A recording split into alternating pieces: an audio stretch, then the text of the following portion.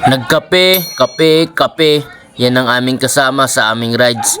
Ako nga pala si Bise, para Luce. Tara't samahan nyo ko sa aking biyahe. Let's go! Nag first stop over na nga kami para magkape. Dito lang yan sa kusina nila Kay. Dito sa San Fernando, Camarines Sur na may mabait na owner. Pagkatapos nga namin dyan ay nagpicture-picture na kami dito sa gateway sa boundary ng Bicol.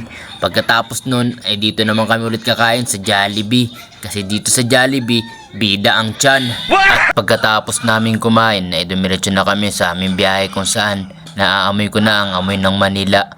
At nandito na nga kami sa bandang Gumaka Bypass Road kung saan dapat handaan yung mga sasakyan kasi sa haba nitong kalsada na to kailangan hindi kayo dapat mauubusan ng gas at masisiraan. At pagkatapos nga ng mahabang biyahe nakarating na kami dito sa Pilila Rizal kung saan makakakita kayo ng malalaking electric fan.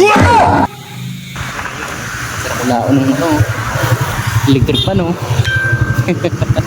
Dara kulaon ng electric fan. Ito po takulong diba dahulong ng electric fan. Walang tulog.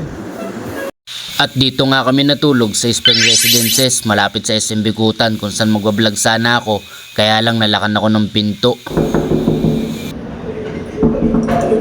Hindi na ako makapasok. Hindi mo makapasok. Dala ka mo.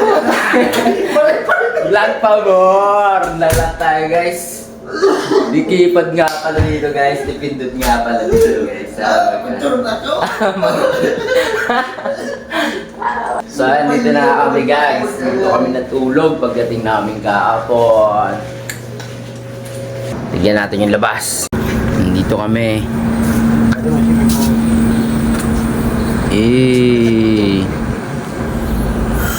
Wow!